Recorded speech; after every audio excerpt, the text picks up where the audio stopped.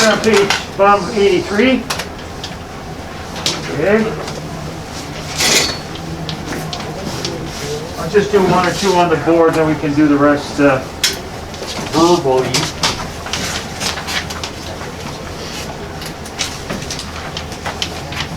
Okay. So, question 2, we did the first one. Okay. So now you're looking at the second one. Let me just sort of talk through it and just follow. I'm sure most of you figured this out. Not too much trouble. So you look at the key signature. So we have A flat or we have F minor. Okay, one of those. Okay, then you go to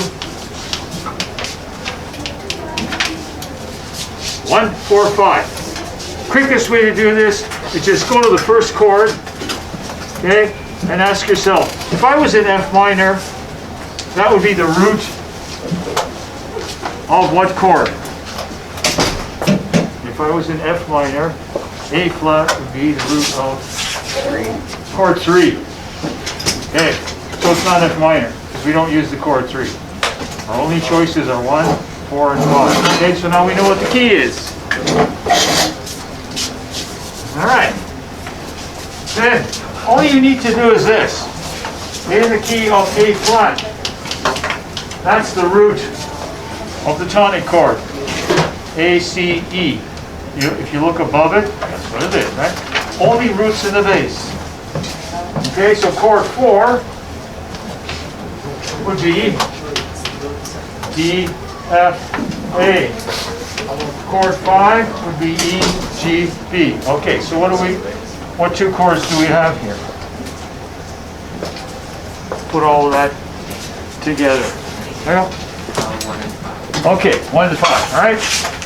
These guys down here are always the root in these cadences. There will never be anything else. So it's pretty straightforward. Okay, you're not going to have any inversions. So we have A. All right, so A flat, that's your key. All right, if they ask, and I'm asking you to do this as well, to just put in the Roman numerals, just, no other reason than practice. So you would do that, uppercase, right? That's an A flat major chord, that's an E flat major chord. Then it says name that cadence. You would say half. They may ask this, they might ask that, they might ask both. They might also ask above, right, the root quality symbols. What would those be? On top of this chord at the top,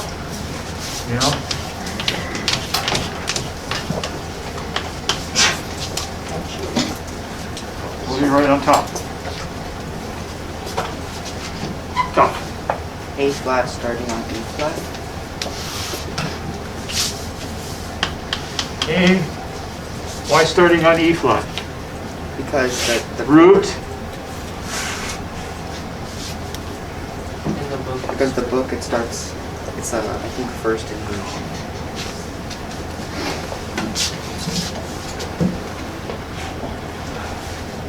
On page bottom of 83. Yeah. What's the lowest note?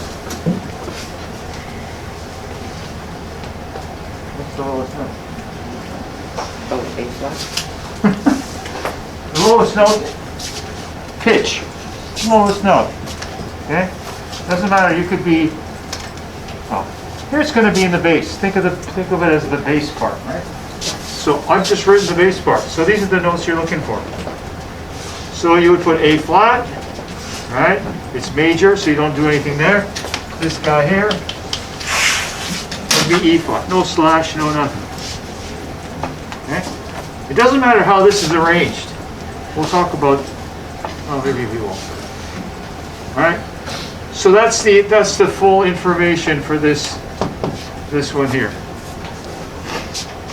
All right? So, let's just do one more and then we'll go over to the next page.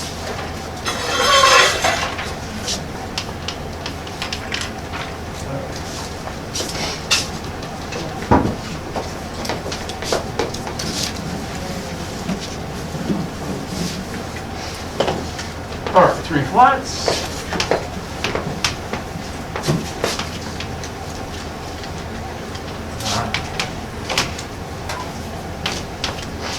Okay, so three flats are E flat major or C minor. Which one is it and why?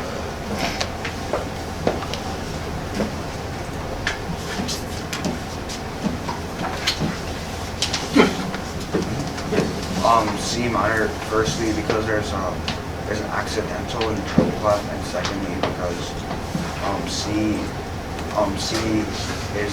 is the third of E flat, so it can't be E flat. Yeah, so process of elimination, right? So first thing he says, there's a leading note raised. So that probably, not 100%, but probably means we're dealing with a minor key, right? Now in this case, yeah, it's for certain. I'm just saying probably because sometimes when you get melodies and there's notes that are raised, it's not always the raised leading note. Sometimes if there's what we call a modulation, and they do that, they meaning the conservatory, they do that just to sort of throw you off track. But this should be pretty obvious. The one that clinches is what Daniel said, that the C, it has to be either 1 or 5, right? That's the second chord. So either 1 or 5. So if I go to E flat, this would be the chord 6.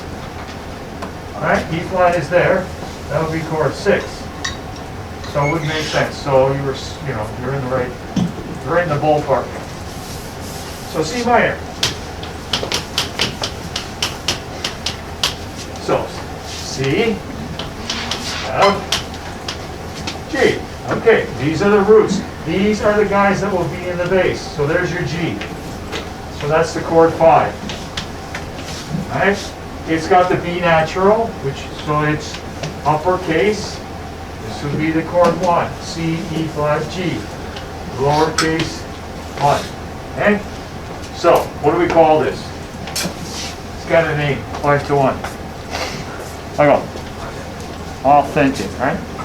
Used to be called perfect. Yep. Yeah.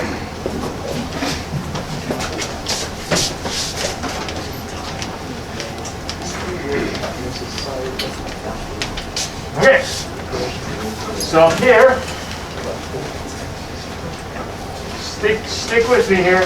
Up here, it's G, B natural, D. So it'll be just that, the major triad. Okay. Root. So root and the quality major is assumed. This one, the root is C, the quality is that. Okay, so be prepared to do this, that, and of course name the key. Right. Okay.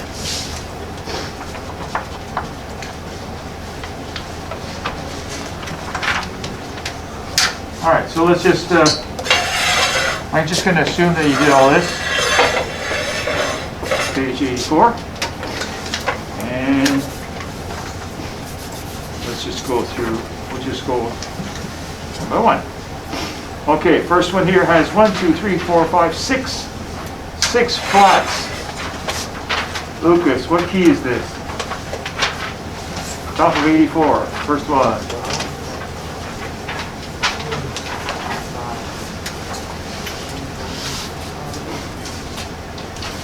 G flat major. G flat major. So that's your key, G flat major. And what kind of cadence? I'd always put the Roman numerals in there, just because that sort of helps you. It makes you think, figure out what the keys are, and then it just confirms, which one it is. So G flat major. What do we call it? G for GG. Sorry, what was the question? What type of cadence is it? Plagal. Yeah, okay, plagal. So 4 to 1. All right. So plagal 4-1. 4 is uppercase and 1 is uppercase. All right, that's your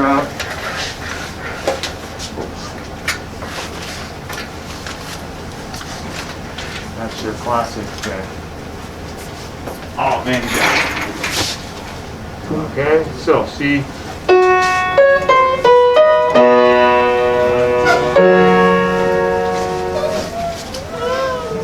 So it's the amen, right? Okay, top line, next one. Whole boatload of sharps. No, I put C sharp major. you put right, yeah. C sharp major. And what are my chords? Oh, C sharp and G sharp. Yeah, Roman numeral, It's 1 and 5. 1 to 5, and what do we call that?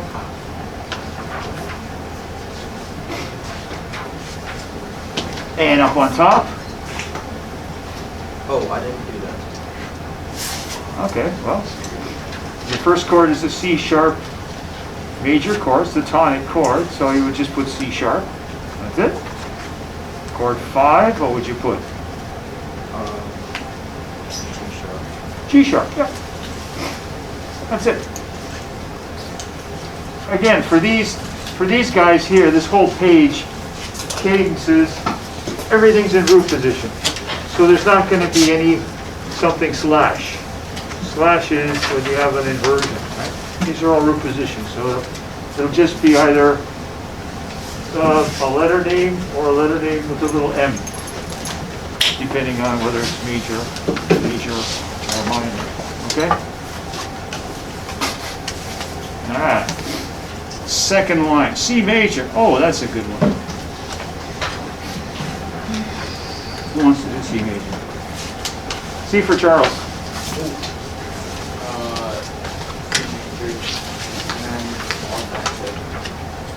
Authentic, yeah.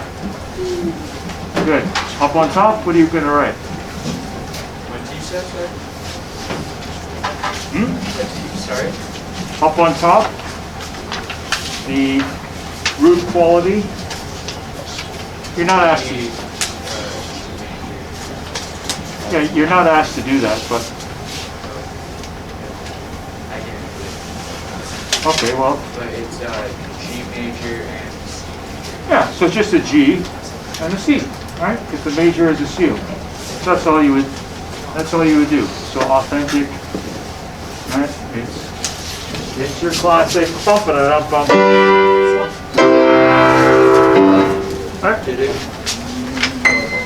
Auto. Piece of cake. Second one.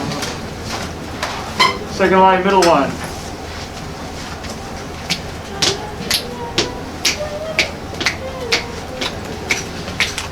Daniel, you scratching yourself or what?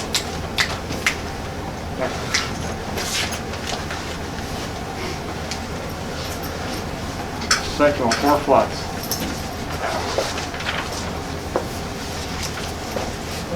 Yeah, Daniel, sure. Yeah, okay, go ahead. Okay, go ahead. What is it?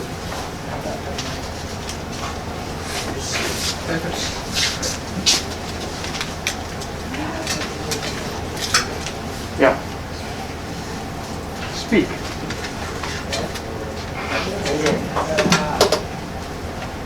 Okay, so anybody disagree with that one?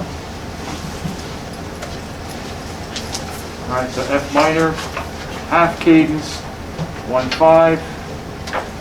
What do you put? What are you going to put on top? Yep. That chord is gonna be F7. So you got it. And the other chord was a PC. So F little m for the chord 1, lowercase, you know, tonic, and C for 5. Yeah, so pretty straightforward.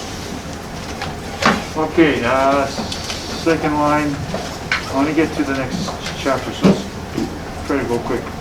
Sebastian? G minor. Okay, G minor. And it's plagal. It's legal, yeah.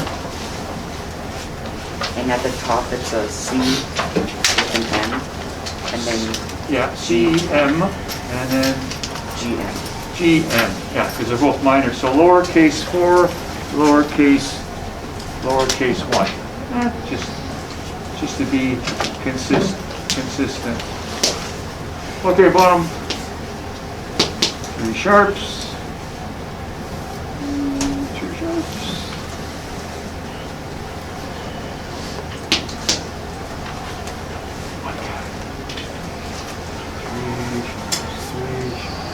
Victor, 3 sharps. But F sharp minor, Yeah.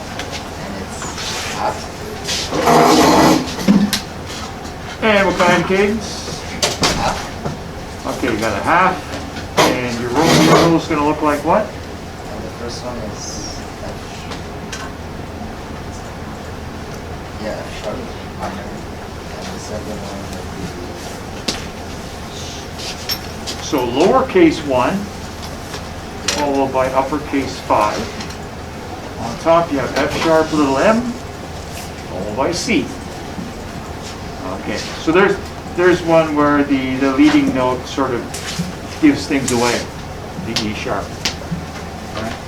So again, always remember the leading note in these cadences, it's always the chord 5. That's where it's going to appear. We're using chord 1, 4, and 5. And the only one of those 3 chords that have a leading note is the chord 5. Right?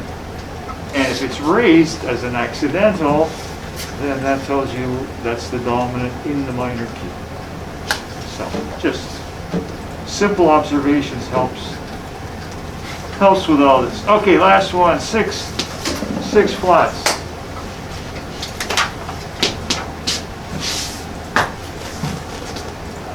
Gabriel T. G flat major. G flat major. Yep. Chord symbols? 5-1. Large or small? Large. Large. What do we call it? Authentic. Yeah. What do we put on top? D flat. D flat and G flat. Right. You pass. Okay. There you go. Okay. Now, sometimes they're going to ask you to write these things in chorale style. So just look at the next page. The first thing you notice is that it's a different arrangement. You have 2 voices up here, 2 voices down here. And we use that term voices. So soprano and alto, tenor and bass. All right? Observe where the stems go. Soprano and tenor, stems go up. Alto and bass, stem go down. All right? Consistently, all of them. That's number 1.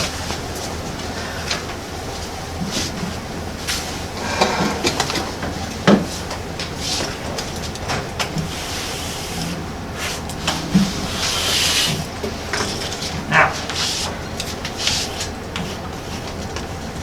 I'll go simple. Let's say we do by 1 in C major. Okay. So, the easiest thing is going to be your bass. Okay, I could put a G there, I could put a G there. Let's put it down here.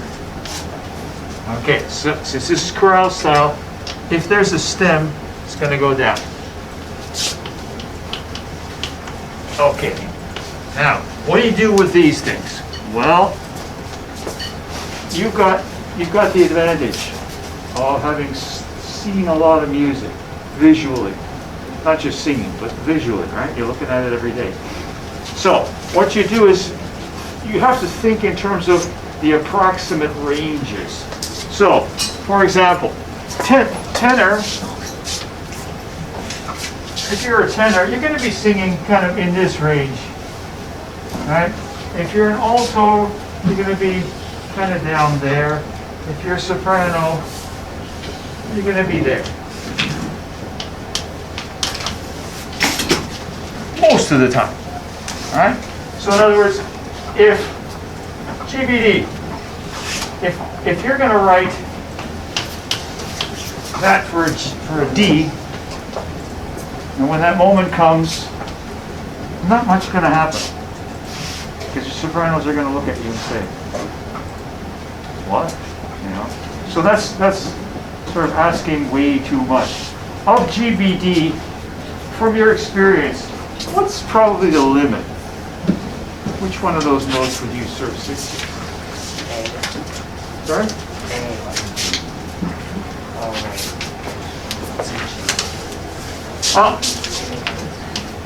That's not a stretch for sopranos.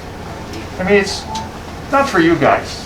If you were writing for like a quote average church choir or average school choir, because you guys are beyond average, that might be a bit of a stretch. You'd probably want to kind of stay a little bit lower. But this is not, you know, I mean, you've done some stuff that has a high B, like that Miserere thing. I see. I'm so good at that one. Yeah, but that's, you know, that's extreme. Yeah, and you wouldn't do that if you didn't have somebody who could, in your choir, who could sort of make that sort of work without a screech, you know. So if you look at the ranges that they give you, they're really approximate. But if you look at the examples, just look at the placement of where those voices are. Like when we do harmony, I'm going to sort of tell you, keep your tenor sort of in the upper part of this fret, or this staff, alto, lower part of the staff. So, you know, just try to think logical range. So, for example, G, G, this would be okay. So I got two G's, one B, one D. Same deal. Two roots, third, and a fifth. Okay? So that's a possible arrangement. This space here is fairly acceptable. All right? We generally don't want to have more than an octave here or more than an octave there. So the upper voices are usually close. That's it's an acoustic thing. You can have a lot more space down there. And the reason is, I think I used to talk about this in harmony or in theory. Yep. It's the reason for this is the following. I play a chord up here. Nice C major chord. Beautifully clear, crystal clear. Same chord down here.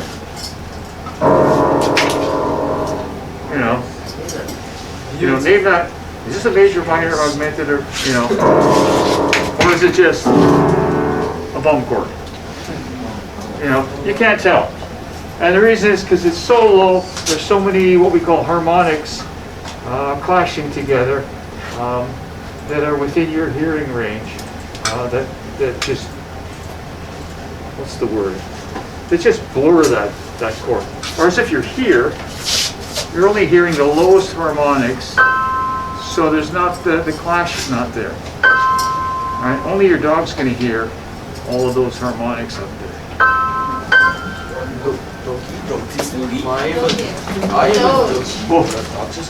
My dog is shamed. Okay. What? The other thing you try to do. Now we used to have, when I was a student here, I used to tell this story. Just back there on the porch, they used to have a dog, big German Shepherd, old woofer. And just before 12 o'clock, before the bells started to ring, he'd start howling. I finally figured out why. Because when those bells, it must have been painful for him. Some of those high harmonics on the bells. And dogs will anticipate. They're not stupid. So he was always anticipating the pain. He starts to howl at it. Anyway, so those were frequencies that he could hear. His bells have fairly, well, never mind. Okay, so range, number 1, soprano, alto, tenor, and bass. And we will refer to them like that. Literally, soprano, alto, tenor, bass. So think literally, if you're an alto, think of yourself of what range you're singing, just so it makes sense. Okay, then going this way, we talk about what we call voice leading.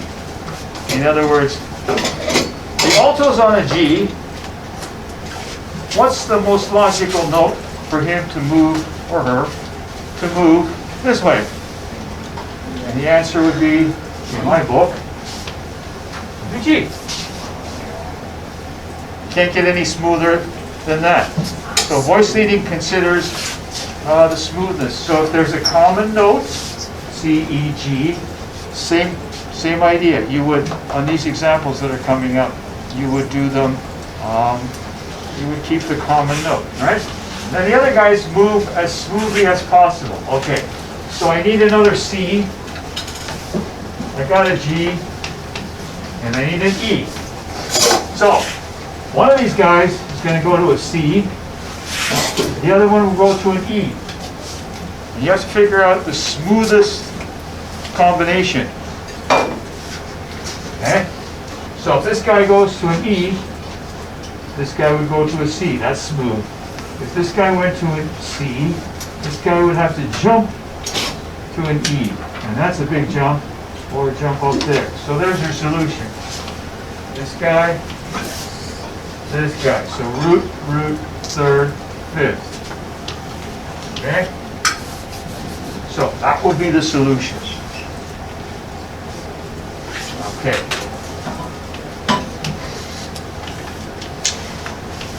All right.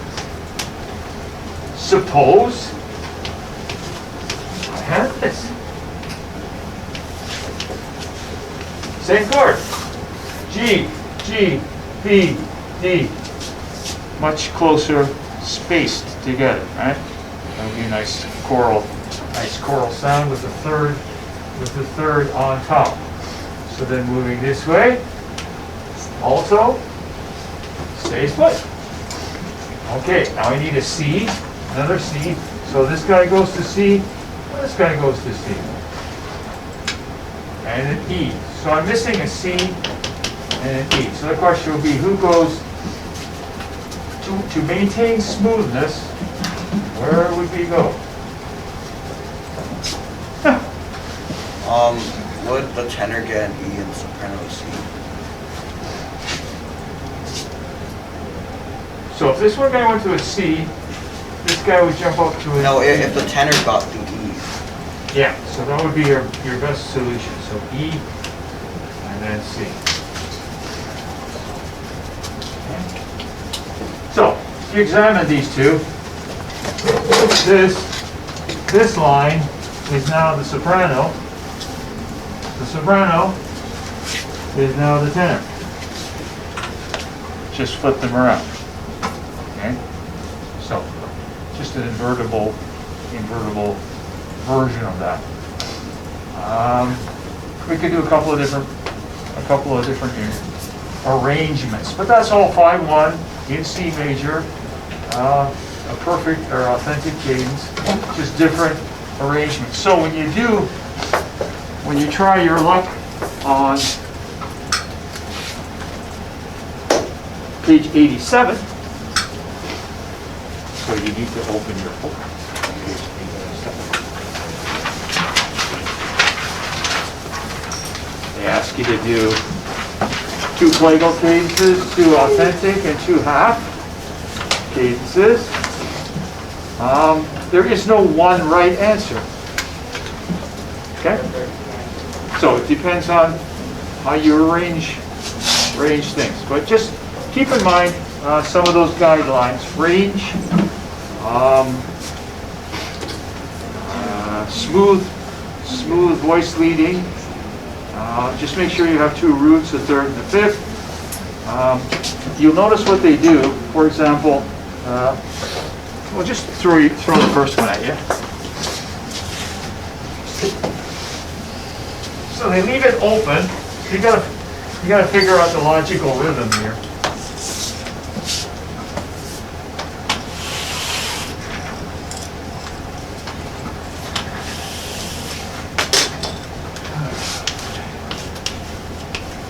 All right, so first one is G major, so get your sharp in there. And then it says 4/4. All right. And then he gives you a half rest. And then another half rest there. Okay. So if that's a half rest, the rhythm of your chords are going to be this and this. Half note, half note. It says plagal cadence. So 4/1. You don't need to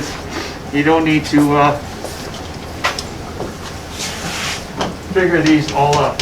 Chord 1, G, B, D. Chord 4, C, E, G. Root in the bass. Okay, so chord 4, C in the bass.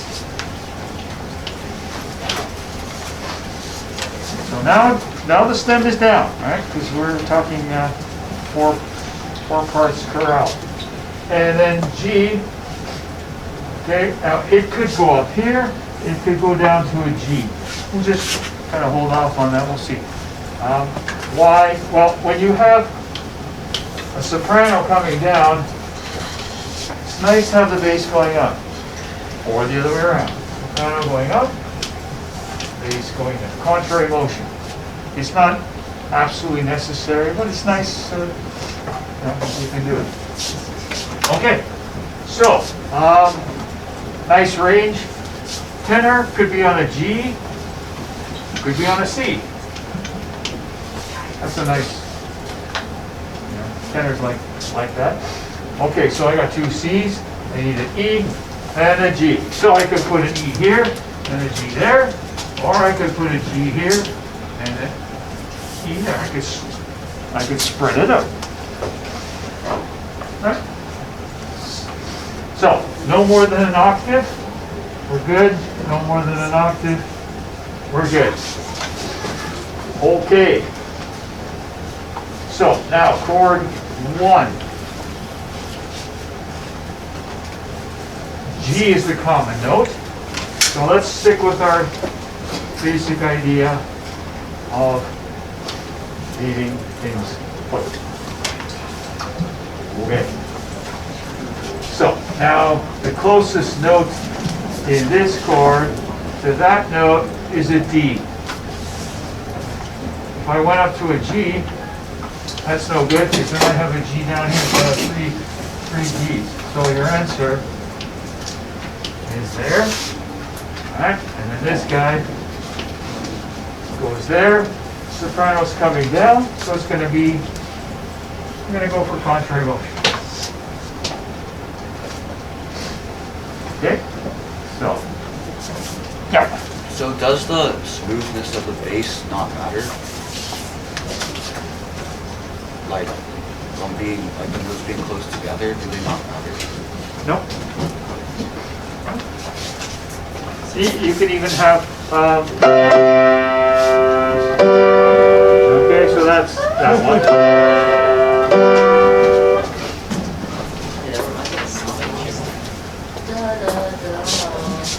Yeah, I mean, the closest you're gonna see sometimes is literally unison. You know, like 2 parts, sometimes 3 parts, depends. This is kind of traditional sort of harmonic thinking.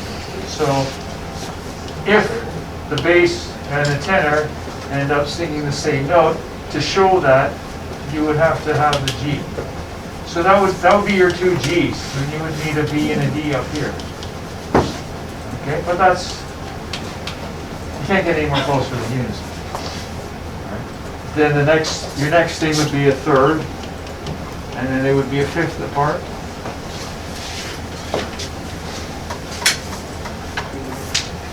Alright.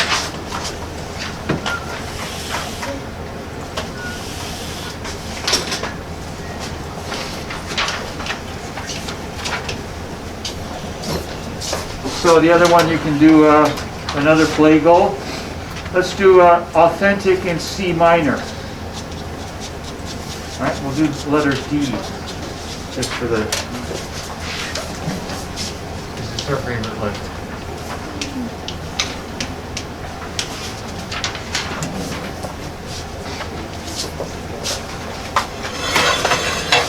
So I'm just going to go 2/4.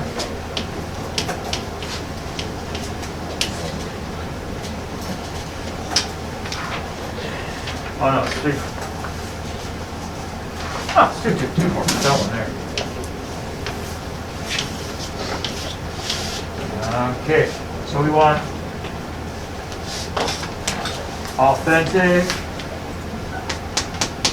So what you need to remember here will be a raised leading note. Okay. So this would be lower case. So I use the, let's go here. So that would be a quarter note, going down to a half note. So let's just pretend, let's do that. So suppose we doubled, we'll do that for Daniel. Suppose we doubled the tenor there, two G's, and then let's say a B and a D. You need to raise the leading note. So you gotta have that. Okay, and going this way, C, G would stay. That guy goes there. This guy goes there. Alright. So that's a possible version. This, you know, this voice, this G could be here, this B natural, the C would be there, this guy could be up there. So the voices are interchangeable. It's called invertible counterpoint. Fancy terminology.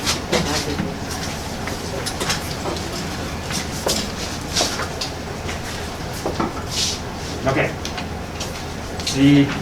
For the last two, you won't trick me in doing them. So you're going to do them yourself. The last two, half cadence. Remember, do 1 4/5 and do 1 1/5. Okay, those are our two half versions. The one for 4 to 5, remember soprano, alto, tenor down. Otherwise you're going to get the evil parallel fifths that anybody who's ever studied harmony remembers those. When they're harmony. I parallel fifths.